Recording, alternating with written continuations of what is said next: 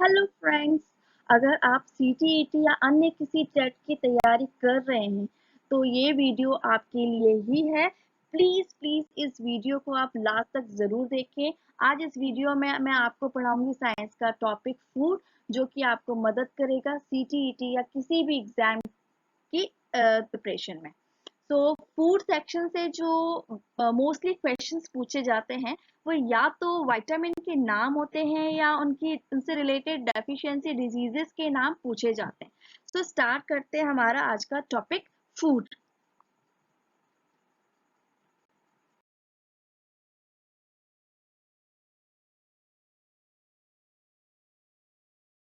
तो टॉपिक शुरू करने से पहले हम देख लेते हैं कि हम क्या-क्या इस वीडियो में कवर करने वाले हैं। तो हम इस वीडियो में कवर करने वाले हैं sources of food and components of food. सो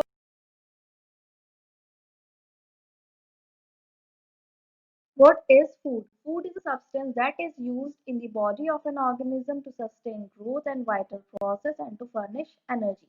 ये जो फूड है बेसिकली ऐसे सब्सटेंस होते हैं जो हमारी बॉडी को एनर्जी देते हैं, हमारी बॉडी को रिपेयर करते हैं, हमारी बॉडी की ग्रोथ और डेवलपमेंट में सहायता करते हैं। तो हमारी बॉडी को जो एनर्जी मिलती है फूड से वो मिलती है एटीपी के फॉर्म में। एटीपी का फुल फॉर्म होता है एडेनिन ट्राई फॉस्फेट। ये इसे एनर्जी सॉरी इसे हमारी बॉडी की करेंसी भी कहा जाता है। जैसे कि इंडिया की करेंसी रुपीज है, उसी तरह से हमारी बॉडी की जो करेंसी है वो है एटीपी। अगर हमें हमारी बॉडी को कुछ भी काम करवाना होता है तो ये जो है हमारी बॉडी के डिफरेंट ऑर्गन्स जो है उनको लगती है एनर्जी और एनर्जी जाती है एटीपी के फॉर्म में। तो हम ये कह सकते हैं कि हमारी बॉडी जो है कुछ पैसे बनाती है और इस पैसे से हमारी बॉडी के सारे फंक्शन कराए जाते हैं। हमारी बॉडी के सारे ऑर्गन्स जो हैं वो एक तरह के मजदूर हैं जिनसे काम कराने के लिए बॉडी इन्हें एनर्जी देती है in the form of ATP. ये एनर्जी एटीपी के फॉर्म में जाके जो डिफरेंट मेटाबॉलिक एक्टिविटीज हमारे बॉडी के अंदर चल रही है वो सुचारू रूप से काम करना शुरू कर देती है। अब हम एक और टर्म देख लेते हैं, मेटाबॉलिज्म क्या है। हमारी बॉडी में जो है बहुत सारी केमिकल रिएक्शंस चलती रहती हैं, उन केमिकल रिएक्शंस को हम कहते हैं मेटाबॉलिज्म। अगर मेटाबॉलिज्म हमारे बॉडी में ये जो मेटाबॉलिक एक्टिविटीज है हमारी बॉडी में अगर ठीक तरह से काम नहीं करती है, ये रिएक्शंस हमारी बॉडी में ठीक से नहीं चल रही होती हैं, तो हमारा जो शरीर है वो भी काम करना बंद कर देता है और हमारा शरीर जो है हो जाता है शांत। अगर कोई व्यक्ति मेटाबॉलिक एक्टिव है इसका मतलब उसकी हेल्थ अच्छी है, और अगर उसकी वो मेटाबॉलिक एक्टिव नहीं है तो ये बैड इंडिकेशन है। आपके पास अभी भी टाइम है। अगर आप अपने ऊपर ध्यान नहीं दे रहे, ठीक से नहीं खा रहे तो खाना शुरू कर दीजिए। तो और थोड़ा सा काम करना शुरू कर दीजिए तो आपकी बॉडी जो है मेटाबॉलिकली एक्टिव हो जाएगी। ठीक है।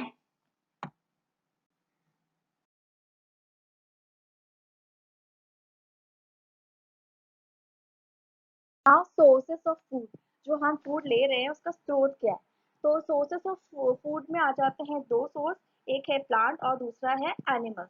तो प्लांट से हमें मिलने वाली जो चीजें हैं वो है vegetable oil, pulses, cereals, fruits, spices. ये सारी चीजें जो है हमें मिलती है प्लांट से। और एनिमल से जो हमें मिलता है वो मिलता है chicken, eggs, fish, milk, meat, honey. ये सारी चीजें हमें जो है मिलती हैं animals say. So these are the two sources from where we get our food.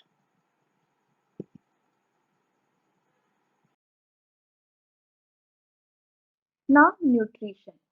It is the mode of taking food by the organism and its utilization by the body. Nutritional stages includes ingestion, digestion, absorption, assimilation and egestion. Nutrition है क्या? ये हमारे शरीर में biological functions जो होते हैं वो ठीक तरह से चलते रहें उसके लिए हमारे शरीर को एनर्जी यानी कि ऊर्जा की ज़रूरत होती है, और ये एनर्जी हमें मिलती है फूड से।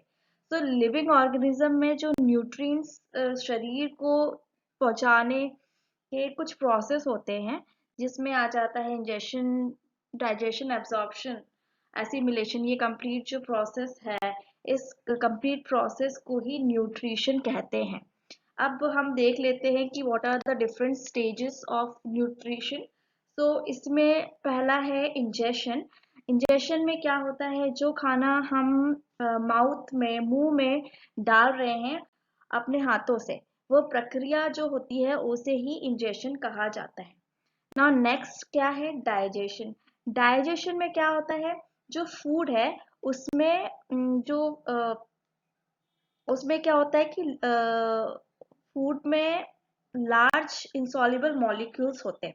वो इतने लार्ज होते हैं कि हमारे बॉडी इसको इजीली डाइजेस्ट नहीं कर पाती, तो वो सिंपल मॉलिक्यूल्स में टूटते हैं, वो कन्वर्ट होते हैं और उसके बाद हमारी बॉडी उसे आराम से डिसॉल्व कर लेती है। ठीक है, ये हो गया digestion. Now next is absorption. Absorption में क्या होता है कि जो डाइजेस्टेड फूड है वो पहुंचता है हमारे ब्लड में इंटेस्टिनल वॉल से होते हुए। ठीक है, तो इसमें क्या हुआ, जो जो खाना हमने खाया वो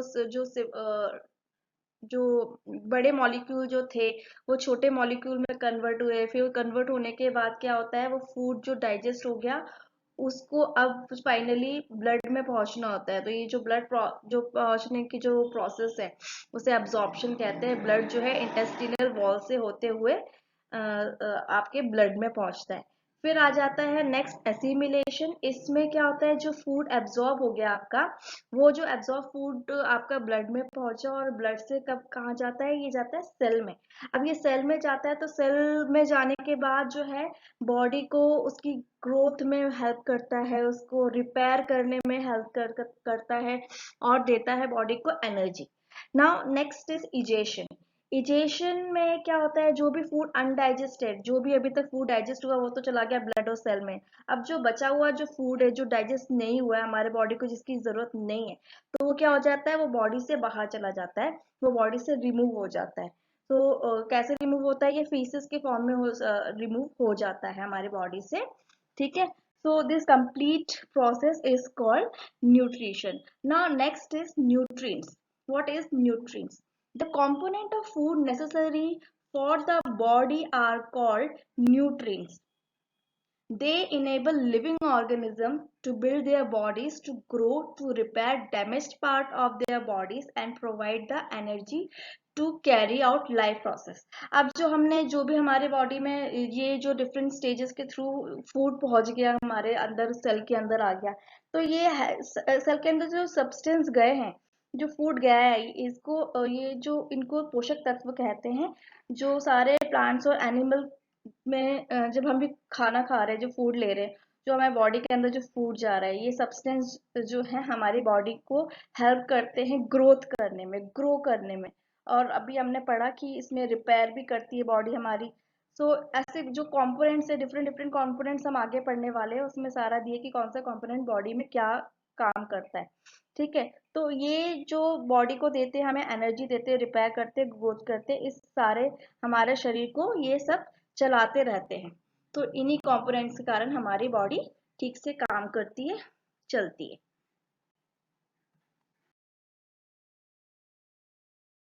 types of nutrient. We have basically two types of nutrient. हमारे पास दो तरह के न्यूट्रिएंट्स हैं। पहला है मैक्रो न्यूट्रिएंट, दूसरा है micro nutrient. Macro nutrient, macro से आप समझ रहे हो, मैक्रो मतलब होता है ज्यादा। जिन पोषक तत्व की ज्यादा हमें जरूरत होती है वो कहलाते हैं मैक्रो न्यूट्रिएंट्स। इनको हिंदी में अति पोषक तत्व भी कहा जाता है। और जो पोषक तत्व हमारे बॉडी में कम मात्रा में चाहिए होते हैं उनको हम कहते हैं माइक्रो न्यूट्रिएंट्स। इनको हिंदी में कहा जाता है अनापोषक तत्व। मैक्रो न्यूट्रिएंट्स जो हैं, जो हमारी बॉडी को ज्यादा क्वांटिटी में चाहिए होते हैं और इनकी क्वांटिटी जो है ग्राम्स में होती है। इनमें जो है आते हैं हमारे कार्बोहाइड्रेट्स, प्रोटीन, फैट। कार्बोहाइड्रेट्स जो है शुगर के फॉर्म में होता है, शुगर हम जिसके कहेंगे हिंदी में शर्करा। प्रोटीन को हम कहेंगे, प्रोटीन ही कहते हैं हिंदी में, और फैट को जो है वसा। तो मैक्रोन्यूट्रिएंट्स जो है इनका साइज जो है वो बहुत बड़ा होता है, तो हमारी बॉडी जो है इसे नहीं ले सकती है, इसको पहले डाइजेस्ट करना पड़ता है हमारी बॉडी को, तब जाके ये सिंपल सब्सटेंस में टूटती है। सिंपल सब्सटेंस में टूटने के बाद ये हमारी बॉडी इसको डाइजेस्ट कर लेती है थ्रू डाइजेस्टिव सिस्टम। अब है माइक्रोन्यूट्रिएंट्स। माइक्रोन्यूट्रिएंट्स जो होते हैं वो हमारी बॉडी को डाइजेस्ट नहीं करना पड़ता है, और ये जो है हमारी बॉडी में बहुत ही सिंपल, बहुत ही कम मात्रा में हमारी बॉडी को इनकी ज़रूरत होती है।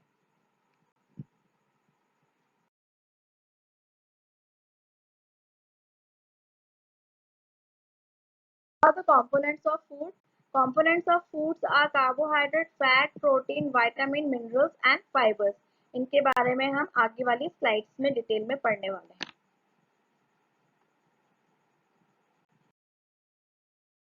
Vitamins. Vitamin is a very important topic from exam point of view, क्योंकि मैक्सिमम क्वेश्चन और मोस्ट ऑफ द क्वेश्चन जो है इसी टॉपिक से बनाए जाते हैं। So let's start with this topic. Hopkins and Funk नामक जो साइंटिस्ट हैं, इन्होंने 1902 में जो है विटामिन को डिस्कवर किया। पहला जो विटामिन डिस्कवर हुआ वो था विटामिन ए। विटामिन जो है ये दो तरह के होते हैं, पहला है फैट सॉल्युबल विटामिन, दूसरा है water soluble vitamin. Fat soluble vitamin में आते हैं विटामिन के, vitamin E, vitamin D, vitamin A. और वाटर सॉल्युबल जो है विटामिन, उसमें सारे के सारे विटामिन बी कॉम्प्लेक्स आते हैं। इनके बारे में हम नेक्स्ट स्लाइड में पढ़ेंगे। चलिए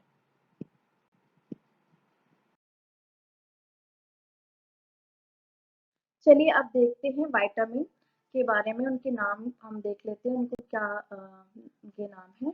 विटामिन के, ई, डी, ए जो है ये चारों विटामिन जो है फैट सॉल्युबल है। इसमें विटामिन सी जो है वो वाटर सॉल्युबल है। हमने एक साथ इसलिए रख दिया कि it will be easier for us to remember, okay and learn.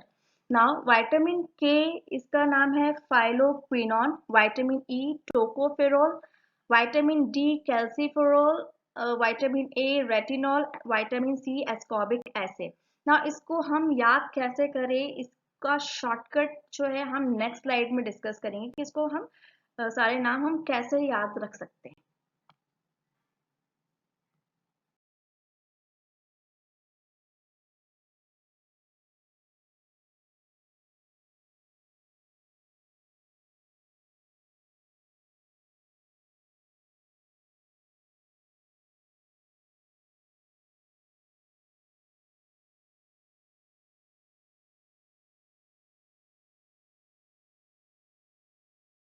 आइए हम यहाँ देखते हैं कि जो विटामिन है इनके नाम हम कैसे याद रख सकते हैं एग्जाम में अगर पूछा जाता है।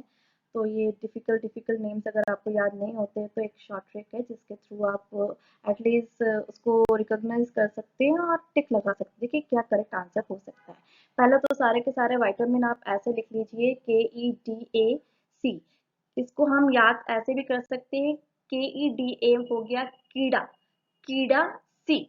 ठीक है, ये इजी हो जाएगा हमारा याद करना कि कीड़ा सी। कीड़ा सी जो है पंजाबी में बोला जाता है, आप इस तरह से याद कर सकते हो कीड़ा सी, या तो कीड़ा, कीड़ा जो होता है हिंदी में, हम उसकी भी बात कर रहे हैं। सो ये हो गया कीड़ा सी। ठीक है, अब जो उसका जो नाम है उसके इनिशियल्स हमने इसके सामने लिख दिए हैं। इसका P H T O C A R E और ए हमने इनको लेके कंबाइन करके बनाया है ये फोटोकारी आई। फोटोकारी आई अगर आप याद कर लेते हैं तो ये आपको सारे के सारे इसमें सारे के सारे इसके जो नेम है आपको एक अंदाजा लग जाएगा कि यहाँ पे हमने रखा था कीड़ा। पहले आप सीक्वेंस में इसको लेके चल सकते कि पीएच के लिए था के, विटामिन के का था पीएच, ई का था टोकोफिरोल, डी का था कैल्सीफेरोल, ए का था रेटिनॉल और सी का जो है एस्कॉर्बिक एसिड। सो यहाँ पे क्या हो गया, ये पीएच फोटो, पीएच से याद रहेगा आपको, फोटो में पीएच हो गया, पीएच ओ टी ओ यहाँ पे आप ले लीजिए टोकोफिरोल, के से कैल्सीफेरोल, आर ई से आप हो जाएगा रेटिनॉल और ए को आप कंसीडर करिए एस्कॉर्बिक एसिड। इसी तरह से आप अपना भी शॉर्ट कट बना सकते हो कि आप कुछ फ्रेम कर सकते हो जिससे कि आप इन विटामिन के नाम इजीली याद रख सको। ठीक है। चलिए अब पढ़ते हैं vitamin B complex. Vitamin B complex जो है वो है वाटर सॉल्युबल विटामिन। अब इस विटामिन में आ जाते हैं vitamin B one, vitamin B two, vitamin B three, vitamin B five, vitamin B six, vitamin B seven, vitamin B nine, vitamin B twelve, vitamin B 17। So इनके नाम क्या क्या है हम वो भी देख लेते हैं। विटामिन बी वन है थियामिन, विटामिन बी टू है riboflavin, vitamin B three niacin, vitamin B five pantothenic acid, vitamin B six pyridoxine, vitamin B seven biotin, vitamin B nine folic acid, vitamin B twelve is cyanocobalamin, vitamin 17 is amygdalin. ठीक है, ये सारे vitamins के नाम आपको याद करने हैं क्योंकि इनके नाम एग्जाम में अक्सर पूछे जाते हैं।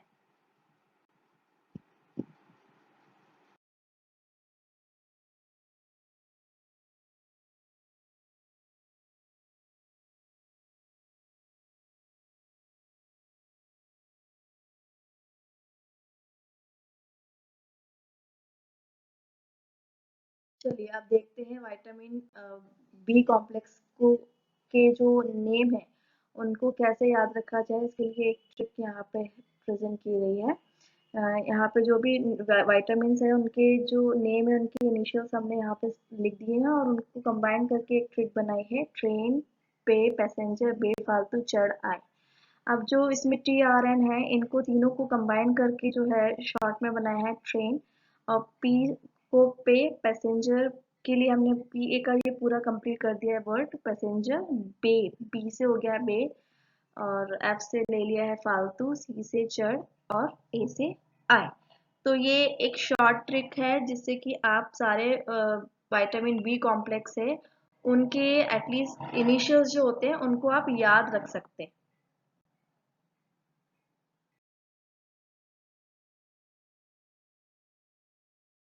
Diseases cause by deficiency of vitamin. Vitamin की कमी से होने वाली जो बीमारियां हैं वो कौन कौन सी हैं हम इसमें स्लाइड में देखेंगे। पहला है विटामिन ए। अगर विटामिन ए की आपकी बॉडी में कमी हो रही है तो उससे आपको हो सकता है कलर ब्लाइंडनेस, नाइट ब्लाइंडनेस और जीरोप्थेल्मिया। इसके सिम्टम क्या है? पुअर विजन यानी कि आपको देखना काफी हद तक कम हो जाता है और कई बार तो बिल्कुल दिखना ही बंद हो जाता है। नाइट ब्लाइंडनेस की बात करें तो ये डिम लाइट में दिखना जो है कई बार पूरी तरह से बंद हो जाता है। इसका मतलब ये नहीं कि जो हम रात में बैठे और हमें लाइट रात में दिख ही नहीं रहा है। हम तो नॉर्मल इंसान है, निशाचर नहीं है, उल्लू नहीं है जो हमें रात में भी दिखेगा। लेकिन जिनको डेफिशिएंसी है वो डिम लाइट होगी, थोड़ी सी भी अंधेरा होगा तो उसमें उनको दिखना बंद हो जाता है। Now next is vitamin B one. B one की अगर कमी हो गई हमारी बॉडी में तो क्या होता है उससे बेरी बेरी जो डिजीज है इसमें हमारी जो बॉडी मसल्स है वो काफी वीक हो जाती है, बहुत बहुत ही कमजोर हो जाती है और काफी जब कमजोर हो जाती है तो हमारी जो एनर्जी लेवल है वो भी काफी कम हो जाता है, हमें कुछ करने का मन नहीं करता है।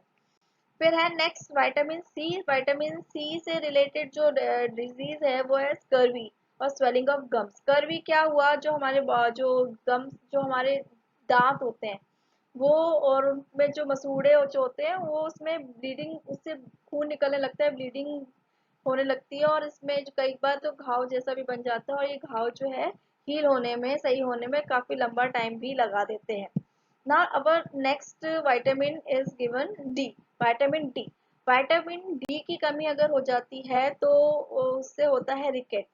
रिकेट्स एक ऐसी बीमारी है जिसमें आपके जो लेग्स हैं, लेग्स का जो नीचे का पार्ट है, नीस के नीचे वाला जो घुटने हैं के बाद वाला जो पोर्शन है वो वाला बेंड हो जाता है। आपने कई बच्चों को देखा होगा या बड़ों को भी देखा होगा, उनके ऐसे नीज जो है बेंड फॉर्म में भी होते हैं। Bones become soft and bent. इसमें बोन्स जो हड्डियां हैं काफी सॉफ्ट हो जाती है, वो बेंड हो जाती है। Next is vitamin E. अगर विटामिन ई की आपकी बॉडी में कमी हो रही है तो इसमें लेस फर्टिलिटी दिया है, यानी कि जो मेल है और फीमेल है दोनों में फर्टिलिटी इशू हो सकता है। जो मेल है उसमें स्पर्म काउंट जो है कई बार कम हो जाता है और जो फीमेल है उसमें एक्स फॉर्मेशन जो है वो कम हो जाता है। तो ये बीमारी जो है विटामिन ई की कमी से होती है। नेक्स्ट इज विटामिन के। अगर विटामिन के जो है की कमी डिफिशियंसी हो रही है बॉडी में तो हेमरेज जैसी बीमारी हो सकती है। हेमरेज क्या होता है? अगर आपको कहीं वूंड लग गया है, गिरते गिरते चोट लग गई है या फिर आपको कट लग गया है तो उसमें से खून बहना शुरू होगा तो वो फिर बहता ही जाएगा, वो कभी बंद नहीं होगा। तो हमारे बॉडी में ऐसा कुछ फैक्टर्स होते हैं जो कि हमारी बॉडी को ये खून जो है कोगुलेट कर देते हैं, क्लॉट कर देते हैं, जमा देते, थक्का जमा देते हैं कि वो खून वहीं पे बंद हो जाता है कुछ टाइम बाद और हम रिकवर कर जाते हैं। जिनमें डिफिशियंसी हो जाती है विटामिन के की तो उनमें ये चीज नहीं होती है। उनमें वो एक बार कट गया तो मतलब खून बहता रहेगा, बहता रहेगा, बहता रहेगा और फिर उससे इंसान की डेथ भी हो सकती है।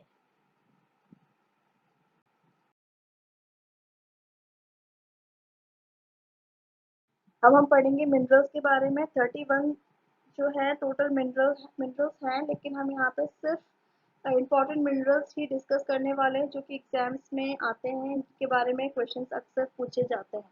तो वो कौन कौन से हैं? वो हैं calcium, phosphorus, iron, iodine, sodium and potassium and the magnesium.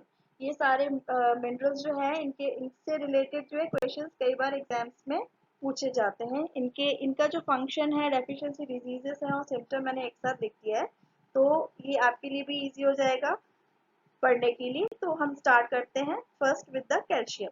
Calcium जो है फंक्शन क्या है कैल्शियम का? ये बोन्स और टीथ को स्ट्रेंथ देते हैं, मतलब मजबूती देते हैं, और साथ ही साथ जो है क्लॉटिंग में हेल्प करते हैं। ठीक है। अब जो इनसे इनकी अगर कमी हो जाती है, इस मिनरल की कमी हो जाती है, तो इसकी कमी से ऑस्टियोपोरोसिस जो है एडल्ट्स में और रिकेट्स जो है इन चिल्ड्रन में, बच्चों में ये बीमारी हो सकती है। तो इनमें होता क्या है, जो बोन्स है वो काफी कमजोर हो जाती है, कई बार तो टूट भी जाती हैं। और आपने देखा होगा रिकेट, रिकेट का हम पहले डिस्कस कर चुके हैं। इसमें जो है नीज जो है, घुटने जो है उसके नीचे से जो आपके जो पैर है, लेग्स है, वो थोड़े बेंड हो जाते हैं। और इसके साथ ही साथ क्या है, जो आपकी ग्रोथ है, आपकी जो हाइट है वो भी रुक जाती है, स्टन ग्रोथ हो जाती है। आपके जो दांत है वो भी काफी वीक हो जाते हैं और हड्डियां भी वीक हो जाती है। Now next is phosphorus. Phosphorus का भी वही काम है जो कि कैल्शियम का है, वो भी हमें हमारे जो हड्डियां हैं और जो दांत हैं उनको मजबूत रखते हैं। अगर उनकी उसकी कमी हो गई तो उससे फिर यहाँ पे रिकेट्स जो है बच्चों को हो सकता है। इसका भी सेम है सिम्टम, वीकनिंग ऑफ बोन्स। जो हड्डियां हैं वो कमजोर हो जाती हैं, डेवलपमेंट जो है बोन्स का नहीं हो पाता, और नर्वस सिस्टम वीक हो जाता है, रिटार्डेड रिटार्डेड ग्रोथ हो जाती है, मतलब ग्रोथ जो है, हाइट जो है वो कम हो जाती है, बढ़ती नहीं है, और वेट लॉस जैसे सिम्टम्स इसमें आपको देखने में मिलेंगे। Next is iron. आयरन मतलब लोहा। लोहे की अगर कमी होगी तो क्या होता है, हमारे जो रेड ब्लड सेल्स है इसमें हेमोग्लोबिन का फॉर्मेशन नहीं होता है। हेमोग्लोबिन जो है रेड जो कलर होता है ब्लड का, उसके लिए रिस्पॉन्सिबल होते हैं। अगर वो नहीं होगा तो हमारे बॉडी में खून की, जो हम बोल रहे हैं ना एनीमिया, एनीमिया क्या है, खून की कमी हो जाती है और इससे क्या होता है, बॉडी पूरी की पूरी पेल हो जाती है। पेल मतलब पीली, जब ब्लड ही नहीं रहेगा तो फिर बॉडी तो कैसी हो जाएगी, पेल, पीली हो पड़ जाएगी। और क्या होता है, फैटिग होने लगता है, बॉडी ना थक जाती है हमारी, और नेल्स जो होते हैं, नाखून जो होते हैं, वो भी पूरे के पूरे सफेद पड़ जाते हैं। स्वेलिंग हो जाती है हैंड्स में, फीट में जो है सूज जाते हैं। ठीक है। Next is iodine. आयोडीन आपने सुना होगा, नमक में आयोडीन होता है। तो इस अगर हम नमक में आयोडीन नहीं लेंगे तो क्या हो जाएगा, जो हमारे गला जो है, नेक जो है, वहाँ पे एक ग्लैंड होता है जिसको हम कहते हैं थायराइड ग्लैंड। थायराइड ग्लैंड जो है वो ठीक से काम करना बंद कर देता है। अगर वो ठीक से काम नहीं करता है तो उससे हो सकता है ग्वाइटर, इसको हिंदी में कहते हैं घेंगा। घेंगा हो जाता है तो जो आपका जो नेक है उसमें वो जो थायराइड ग्लैंड के साइज जो है बढ़ना शुरू हो जाता है, उसकी वजह से आपका जो गला है वो फूल जाता है। स्वेलिंग जैसे आपको दिखेगी, काफी बड़ा सा गला हो जाता है। ठीक है। और साथ ही साथ मेंटल रिटार्डेडनेस भी आपको दिखेगी। इसमें जो दिमागी जो है, दिमाग आपका ठीक से काम नहीं करता है। ठीक। और जो ग्रोथ है वो भी आपकी जो है रुक जाती है। ठीक है। Next is sodium and potassium. Sodium और पोटेशियम की अगर कमी हो गई तो हमारे बॉडी के अंदर वाटर बैलेंस बिगड़ जाता है। अगर आप कई बार बीमार पड़ गए तो आप जाते हो हॉस्पिटल, वहां पे चला देते हैं आपको बॉटल्स, बॉटल्स में क्या जो चढ़ा दिया है तो वो क्या है, वो सोडियम एंड पोटेशियम ही तो है, बेसिकली वही है। अगर वो उसकी कमी हो जाती है तो हमारी बॉडी और मसल्स जो है वीकनेस, उसमें वीकनेस कमजोरी हो जाती है और कई बार तो पैरालिसिस जैसी भी हो सकता है। ठीक है, तो जनरल वीकनेस हो जाती है, डिहाइड्रेशन, पानी की बात कर रहे हैं यहाँ पे, पानी की कमी हो रही है तो डिहाइड्रेशन हो जाता है, पानी की कमी हो जाती है और वीकनेस भी हो जाती है। Next is magnesium. मैग्नीशियम जो है कई जो हमारे जो मसल्स हैं और जो नर्वस सिस्टम है उसको उसको उसकी फंक्शनिंग में ये हेल्प करता है। ठीक है, अगर ये इसकी डेफिशिएंसी हो गई तो जो मसल्स है और जो नर्व्स है हमारी वो दोनों की दोनों वीक हो जाती हैं। और वीक होने से इनके सिम्टम्स आपको क्या देखने मिलेंगे कि हमें भूख नहीं लगती है, कई बार तो अपसेट स्टमक हो जाता है, पेट खराब हो जाता है आपका और नींद भी नहीं आती है। ये सारे सिम्टम्स हैं और ये हमने कवर कर लिया सारे इंपॉर्टेंट मिनरल्स जो आपको जिससे बेस्ड एग्जाम्स में आपको क्वेश्चन फ्रेम किए जा सकते हैं। It is in one frame only, so it will be easy for you to learn. Okay, now let's move to the next slide. अब हम पढ़ेंगे next food component that is carbohydrates. Carbohydrate जो है वो बने होते हैं हाइड्रोकार्बन मॉलिक्यूल से। इसमें हाइड्रोजन होता है, कार्बन होता है और ऑक्सीजन होता है। बॉडी में ये बहुत जल्दी फास्ट डाइजेस्ट हो जाते हैं, इसीलिए ये हमें एनर्जी देते हैं। इसको हम इंस्टेंट सोर्स ऑफ एनर्जी भी इसको कहा जाता है। ज़्यादातर फूड जो है वो कार्बोहाइड्रेट जो जिनसे हमें मिलता है वो होते हैं फ्रूट्स हैं, ओट मील है, ब्रेड है, हनी है, राइस है, कॉर्न है, मिलेट्स है, बार्ले है, नूडल्स है। ये सारे क्या है, सोर्सेस हैं कार्बोहाइड्रेट के। ठीक है, कार्बोहाइड्रेट को दो मेजर टाइप्स में क्लासिफाई किया है। ये दो तरह के होते हैं कार्बोहाइड्रेट्स। कौन कौन से हैं ये? सिंपल कार्बोहाइड्रेट और कॉम्प्लेक्स कार्बोहाइड्रेट।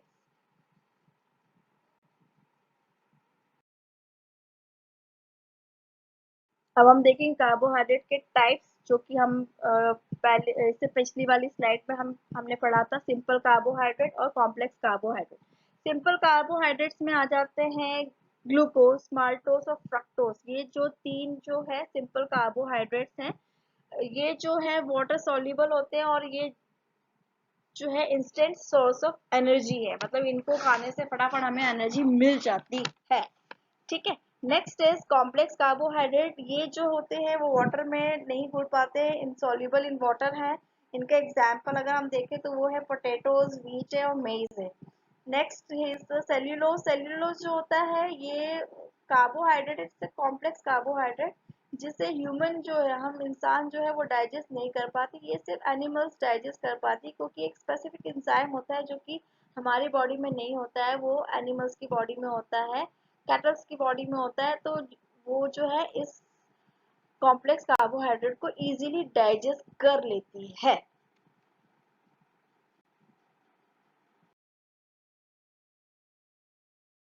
अब हम बात करेंगे next food component that is fat. Fat के बारे में बात करेंगे। फैट क्या है? ये भी हमें एनर्जी प्रोवाइड करता है, जैसे कि कार्बोहाइड्रेट हमें एनर्जी प्रोवाइड करता है, लेकिन इसमें एक चीज है कि ये हमारे बॉडी के लिए नुकसानदायक हो सकता है। फैट में ऑल्सो भी हैजार्डस टू अवर हेल्थ, ये हमारे बॉडी के लिए नुकसानदायक हो सकता है। कैसे? हम खाते रहेंगे फैट, जरूरत से ज्यादा अगर हमारे बॉडी में फैट आ गया, एक्यूमुलेट हो गया, जमा हो गया, तो क्या हो गया, हम क्या हो जाएंगे, मोटे। मोटे हो जाएंगे तो हमारी बॉडी के अंदर जो है कोलेस्ट्रॉल लेवल जो है वो बढ़ सकता है।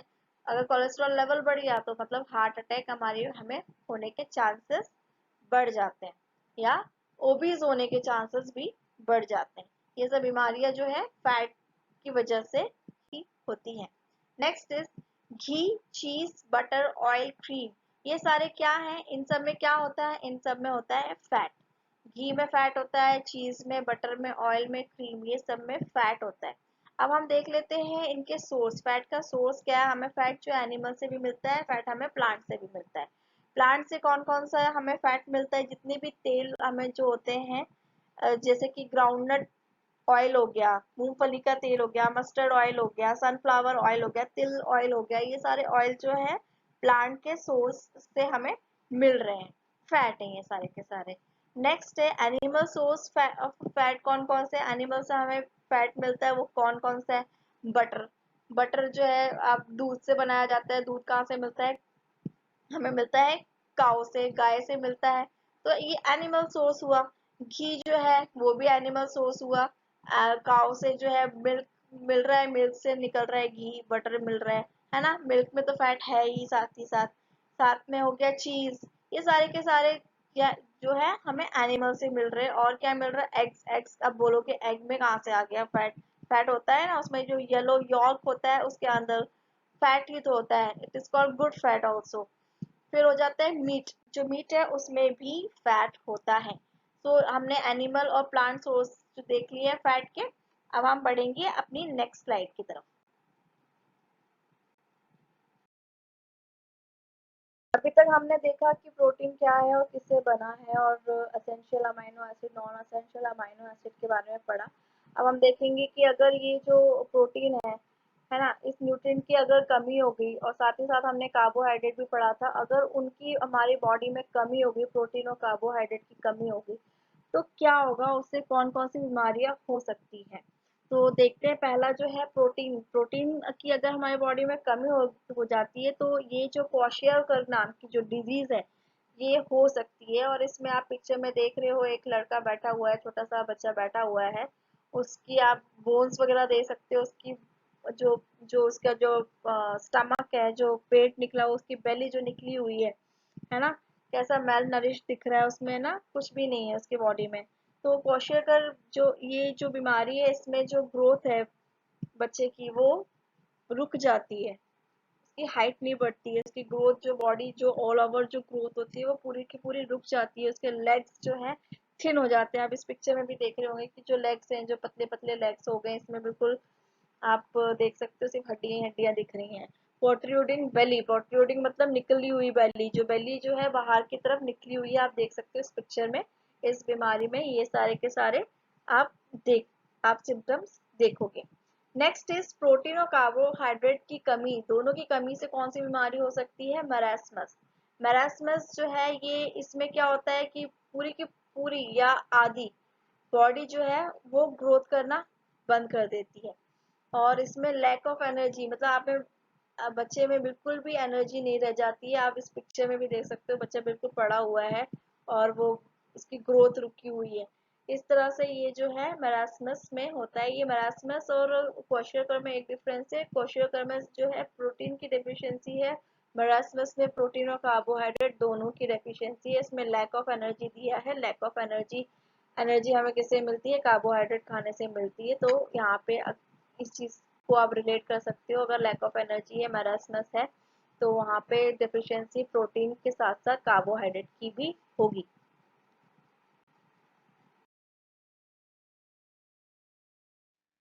Now, dietary fibers.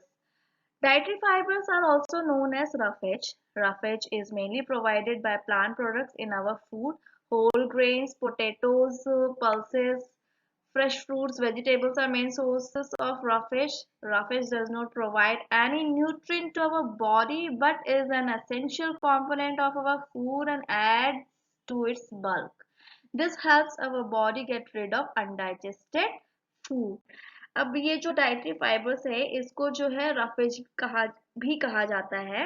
रफेज जो है हमें मिलता है प्लांट फूड से। जो भी हम प्लांट फूड ले रहे हो उनमें क्या है, जो अनडाइजेस्टेड पार्ट होता है, जो हमारी बॉडी डाइजेस्ट नहीं कर पाती, वो क्या होते हैं? वो सारे के सारे फाइबर्स होते हैं, डाइटरी फाइबर्स होते हैं।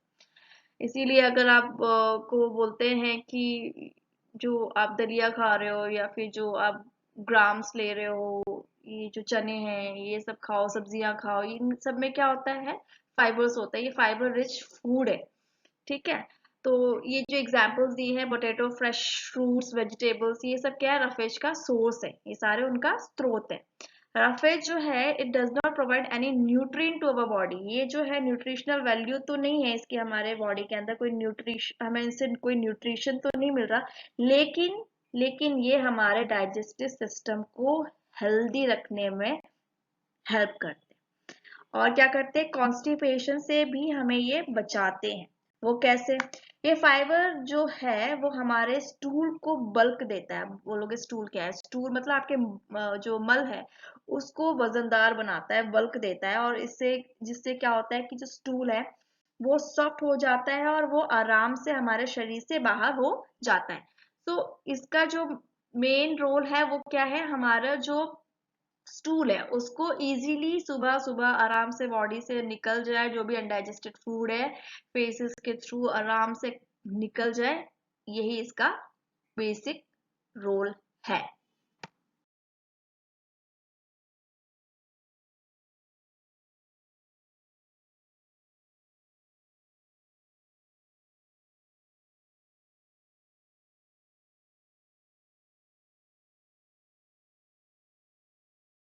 तो फ्रेंड्स, हमने इस आज के इस वीडियो में कंप्लीट किया आपका टॉपिक फूड, जिसमें सोर्सेस ऑफ फूड और कंपोनेंट्स ऑफ फूड दोनों ही हमने कंप्लीट कर लिए हैं।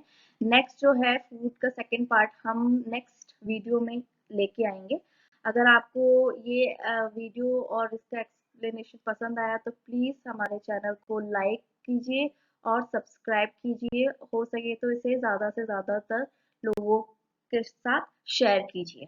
Thank you.